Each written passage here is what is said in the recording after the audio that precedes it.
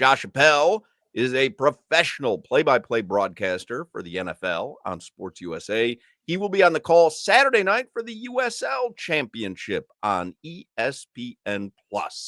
But before we talk about hoo-ha with Appel, let's talk Panthers and Oilers. So game one is tomorrow night, and I know we've talked about it with you leading up, but it's a rematch of last year's Stanley Cup Final. You've had about a week to kind of dig into it and mentally prepare. So where are you right now the day before? How do you feel about the matchup? Well, great to be with you guys. It feels like it's been forever since we've watched the Panthers play hockey last, so I'm glad that tomorrow it's finally here. I feel pretty good about this from the Panthers' perspective. I think that a lot of the noise going into this series is not about them repeating and trying to repeat. It's about whether or not Connor McDavid and Leon Draisaitl can bounce back from losing to the Panthers last year. And I feel like all the pressure in the world is on Edmonton, and everybody's talking about Edmonton, and nobody's talking about the Panthers. And I think that's exactly where the Panthers want to be. Is our roster, because we improved and they improved, I've been too, but is our roster better than theirs? Because everybody's, I didn't have a conclusion on the stuff I'm reading about who really has the better lineup, who has the most depth. Well, I think with Zach Hyman being unavailable for Edmonton, the Panthers probably have a leg up in that department. I might have given it to them. I know I'm biased, but I might have given them that notch in their belt as well, even if Hyman was healthy. But I think first line through fourth line, top pair D through the third pair D, and in goal, I think the Panthers are better. But the Oilers have Connor McDavid. And that is a great Connor McDavid. And that is him. I mean, look, it's the great equalizer. I mean, he is makes up for so much that maybe. Which roster would you rather have? I was thinking about that this morning. So you've got star power with Edmonton, right? And not that we don't have stars on the Panthers roster, but Connor McDavid is, head and shoulders best player in the world, NHL star. And the Panthers have depth, though, like you talked about. Goal lines 1 through 4. I mean, you could put that up against 1 through 4 on any team in the NHL. So which roster would you rather have? It almost feels idiotic to say that I wouldn't take the team that has 2 of the 5 best players in the league, but because of the depth factor and I like the amount of drop off that I don't think there's much between like the top guys of the Panthers added them all together in the aggregate, I guess, like Barkov, Reinhart, Kachuk, Bennett, all those guys. Yeah, I'd rather take that team with the better goaltender as well and the deeper decor. That again, crazy to say about a team that has the best player in the world on it and another top 5 player in the league. But I've seen the Panthers win already against the Oilers, and they've gotten better since last year. So that's kind of where I'm at with that. Is this fair, though? Because I've said to Crowder and Solana, Connor McDavid getting to the NHL within a game of the NHL Stanley Cup last season is equivalent to Michael Jordan getting to within a game of the NBA championship, losing, and getting back the next season. Does Connor McDavid have, because you would look at MJ and you would go, okay, he would say, that's not happening again. I don't care how it happens. I'm not walking out of here without the cup this time. Is there an equivalency to make with Connor McDavid doing that? I think so. There's this, I don't know if you would consider it a meme or not, but there's a camera shot screen grab of Leon Draisaitl and Connor McDavid after blowing game 1 against the Stars, them locking eyes on the bench, and then it lists games 2 through the end of that series, what those two did and how they outscored Dallas. So that look to me is exactly what you're talking about, which was Connor and Leon saying to each other, all right, that's enough from here. We take over, and that's what happened. As much as we talk about depth, though, Sergei Bobrovsky still has to be the best player in this series for the Florida Panthers. Like, is that fair? Because if we're giving Edmonton the nod, or not us, but Vegas is, because they have the 2 best players in the series, the best duo, and the best maybe generational talent we've seen since Gretzky, then that means, like, you need your goaltender to be the best player in the series, period, end of story. I think he just needs to be better than Stuart Skinner. Because, look, there are going to be goals scored in the series. Edmonton's going to get theirs. We know the Panthers can score at will and in bunches, as we've seen in the last couple of series, especially against Carolina. So I just think he has to be better than Stuart Skinner.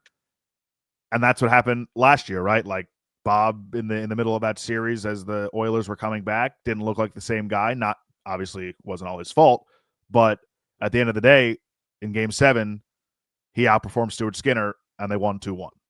And like that goal that Sam Reinhart scored at the end of the second period, I imagine is one that Stuart Skinner thought about a lot through the entire offseason into this season. And I guarantee you he's thinking about it going into this series.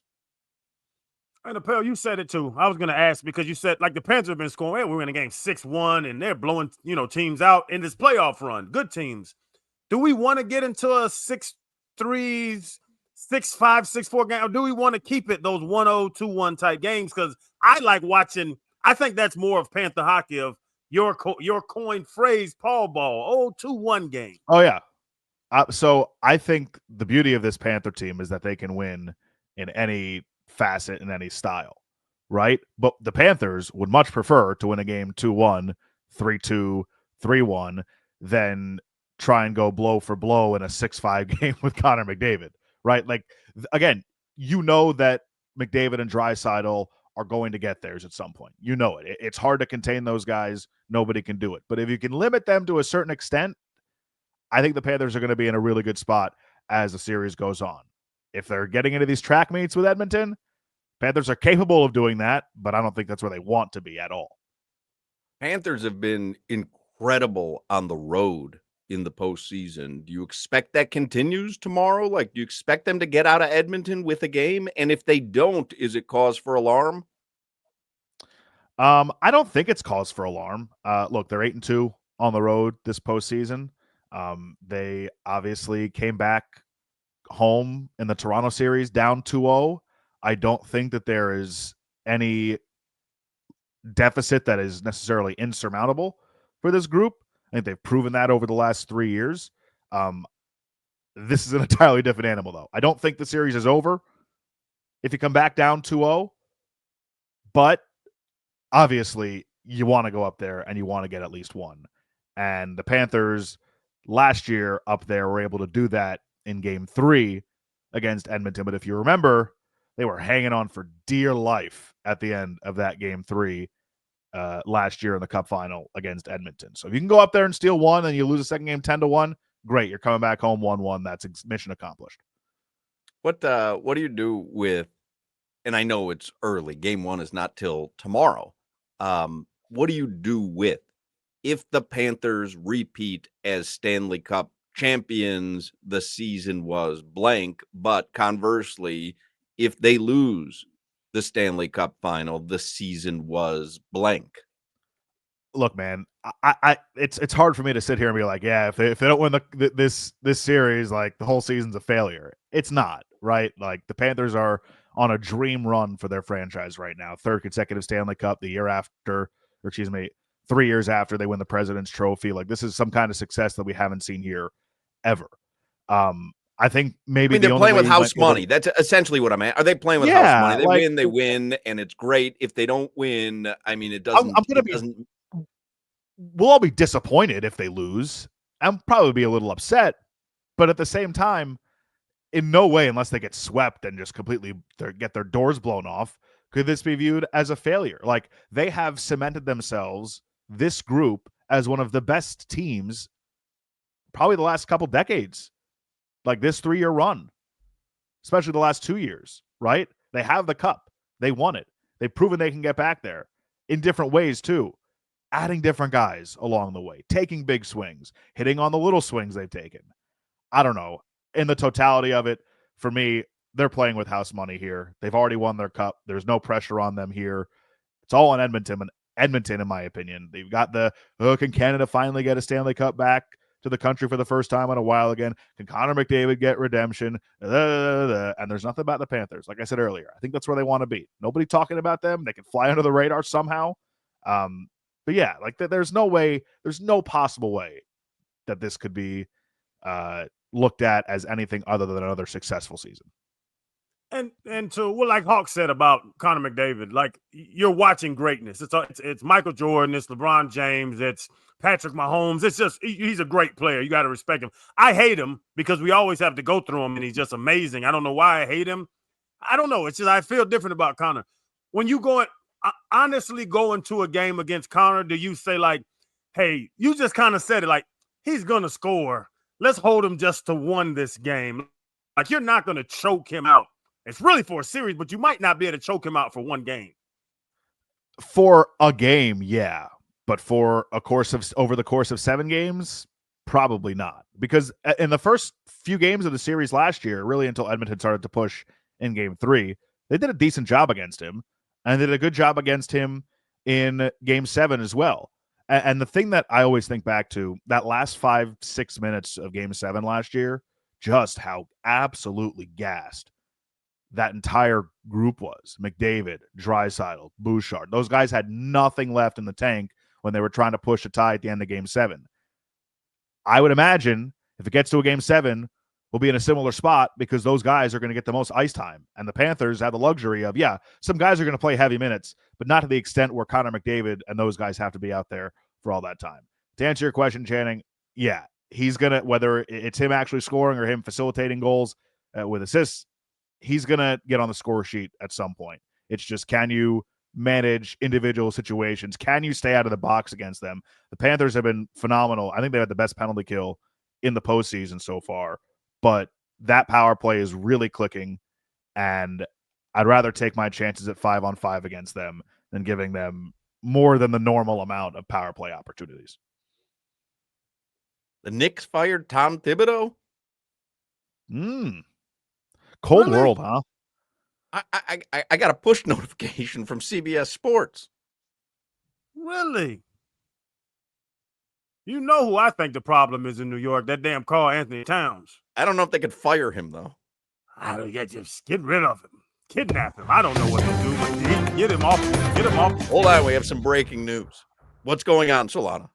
According to Ian Begley, reporter who covers the Knicks for SNY TV, the Knicks are relieving Tom Thibodeau of his duties, per league sources, citing the entire organization being very, very annoyed with just the 3 hairs he continues to leave on the front of his forehead.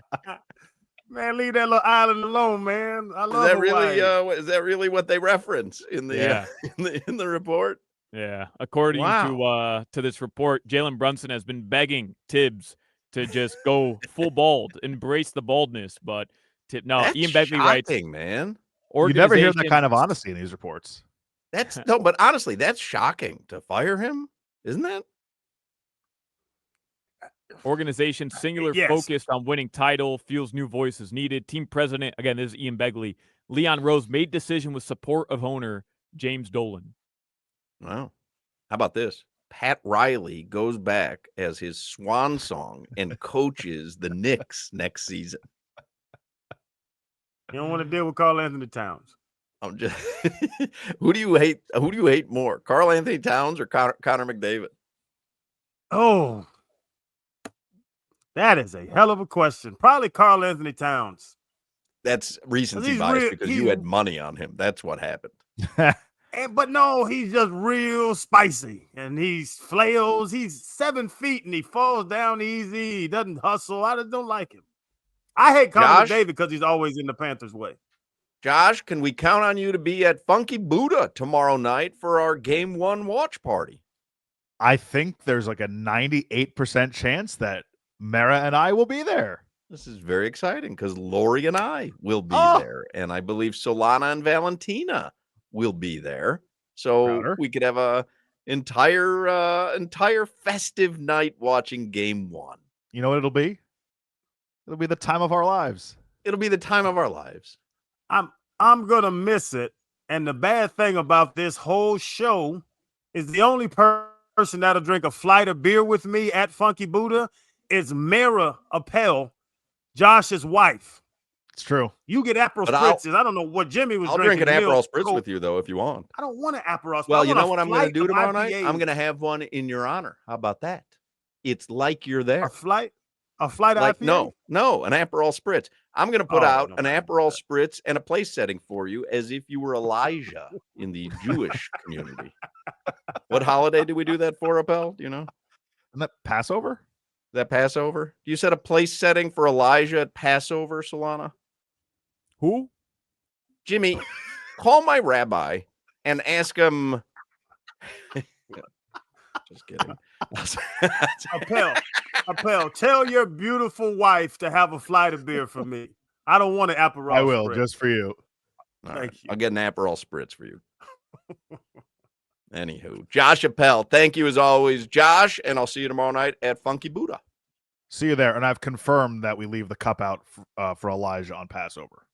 There you go. We have confirmation on that. So 2 bits of breaking news. Thibodeau gone, and leave a setting for Elijah. Leave the door a little bit ajar as well. I'll get into it another day. Put that on the circle back list, Solana. Put it on the put it on the circle back list. Funky Buddha tomorrow night. We'll watch game 1 together. If you want to come on out there and join us, it's Funky Buddha in Oakland Park.